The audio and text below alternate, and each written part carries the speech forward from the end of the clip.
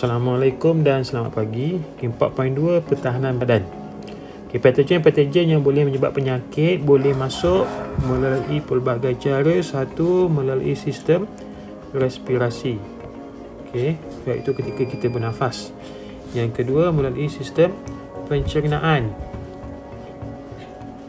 Yang ketiga, sistem perkumuhan dan juga boleh masuk melalui kulit. Yang pertama dulu. Yang tidak spesifik ada dua. Barisan pertahanan yang pertama. Yang kedua, barisan pertahanan yang kedua. Jadi untuk barisan pertahanan yang pertama, kita akan gunakan kulit. Kulit terdiri daripada lapisan yang liat dan sukar ditembusi oleh mikroorganisma. Jadi mikroorganisma ni sukar ataupun payahlah untuk menembusi bahagian kulit kita. Ianya hanya boleh ditembusi jika kulit kita mengalami kecederaan ataupun mengalami luka.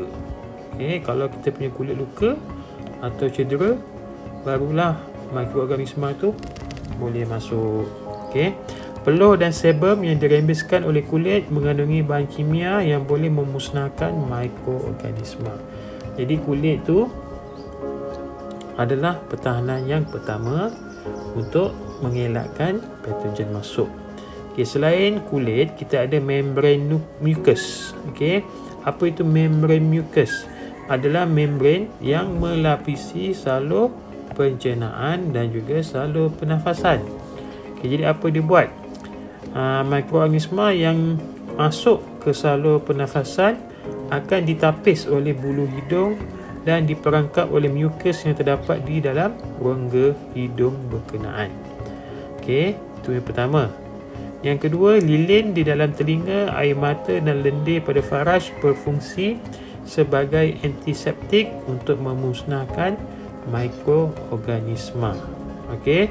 Jadi barisan pertahanan pertama melibatkan kulit dan juga membran nukleus. Untuk barisan pertahanan yang kedua yang tidak spesifik, ianya dilakukan melalui proses fagositosis. Apa itu fagositosis?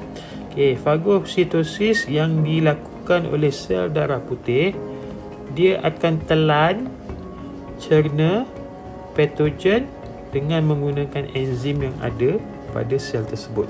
Jadi patogen yang masuk itu akan ditelan oleh sel darah putih untuk dimusnahkan. Jadi itu barisan pertahanan yang kedua. Untuk mekanisme pertahanan yang lebih spesifik, kita ada sistem imun badan. Apa itu imun badan? Keupayaan sistem badan untuk melawan patogen sebelum badan dijangkiti patogen berkenaan. Jadi untuk membina sistem imun, kita punya badan perlu hasilkan antibody. Apa itu antibody? Antibody ialah protein yang dihasilkan oleh sel darah putih ke dalam aliran darah sebagai gerak balas terhadap antigen. Itu adalah protein. Itu adalah antibody, sejenis protein yang akan bertindak balas dengan antigen. Dia akan memastikan antigen tu dimusnahkan. Apa tu antigen? Antigen merujuk kepada jasad asing ataupun bahan asing yang bukan daripada badan kita sendiri. Contohnya mikroorganisma. Mikroorganisma berada di luar, kemudian dia masuk dalam badan kita. Dia akan disebut sebagai antigen, dan kesan kedatangan antigen ni akan menghasilkan antibody. Antigen terdapat pada patogen, molekul toksin dan juga sel darah daripada kumpulan darah yang lain. Jadi benda-benda yang tak sepatutnya ada tu kita panggil antigen yang masuk dalam badan kita. Itu mekanisme pertahanan spesifik pada barisan pertahanan yang ketiga. Imunisasi merupakan usaha untuk memberikan daya tahan secara aktif kepada bayi, kanak-kanak dan juga dewasa kepada penyakit-penyakit tertentu dengan memasukkan vaksin.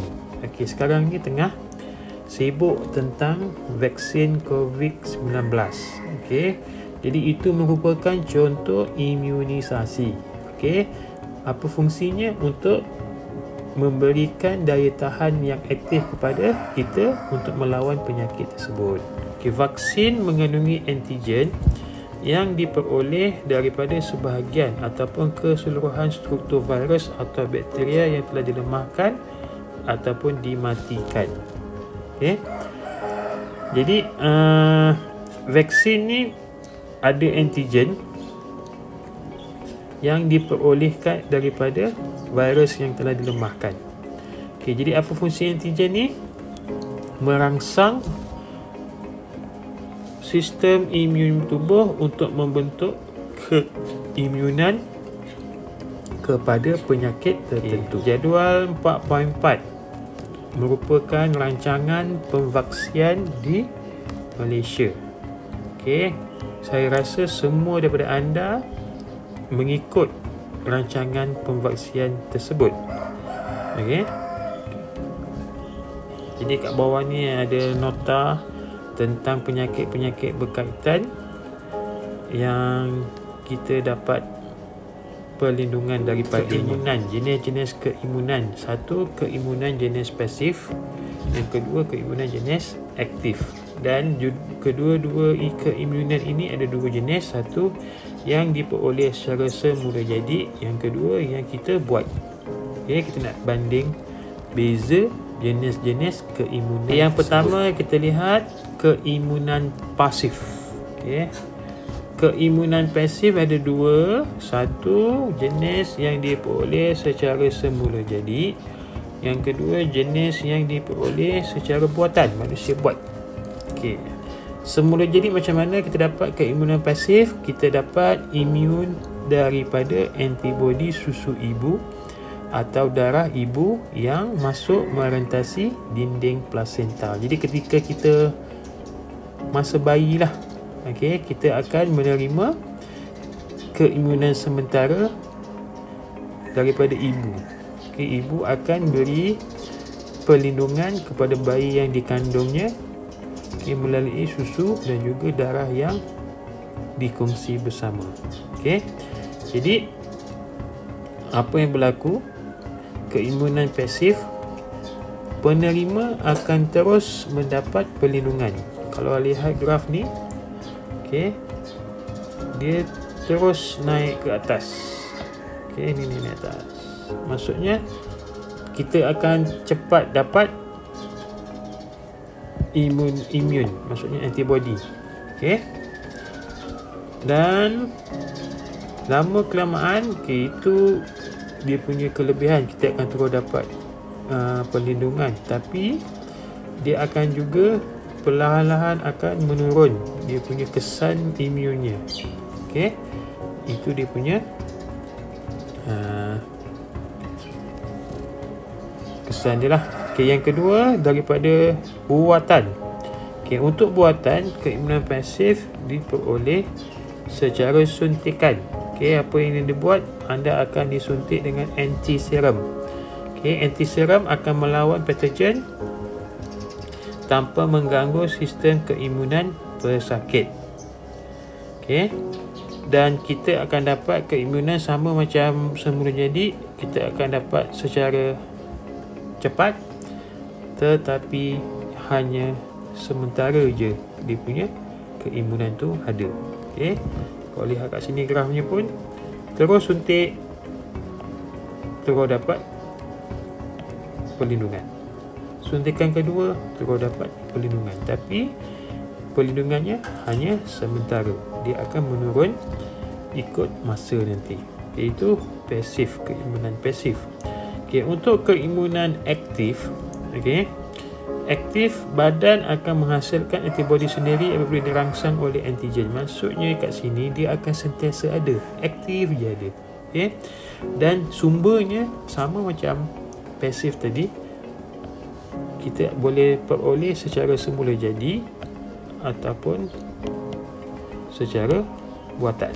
Okay, untuk semula jadi kita dapat dengan atau selepas kita sembuh daripada penyakit tersebut. Contoh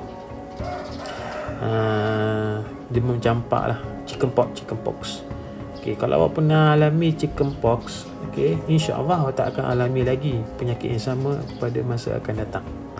Kenapa? Sebab badan awak dah ada antibody untuk melawan penyakit chickenpox tu.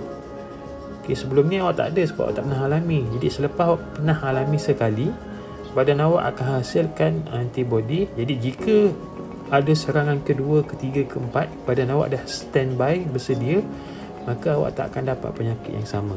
Okey, itu keimunan semula jadi jenis aktif. Okey, kau tengok graf pun sama Kita lihat yang tak putus-putus ni. Okey, semasa jangkitan pertama, okey, antibody yang dihasilkan disimpan dalam badan adalah rendah dan tidak mencapai aras keimunan. Okey, jadi badan awak akan membina antibody.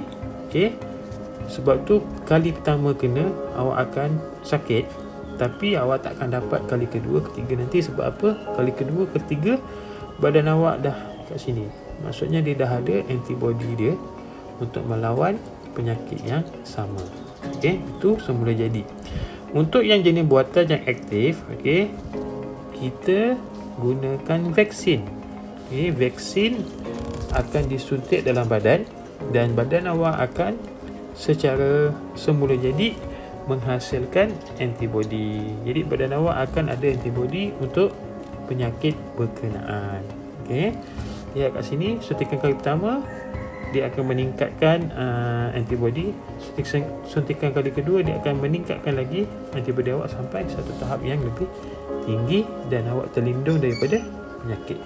Punca keimunan menjadi lemah. Satu, terdedah kepada udara, pencemaran udara yang tak sihat, jerebu dan lain-lain.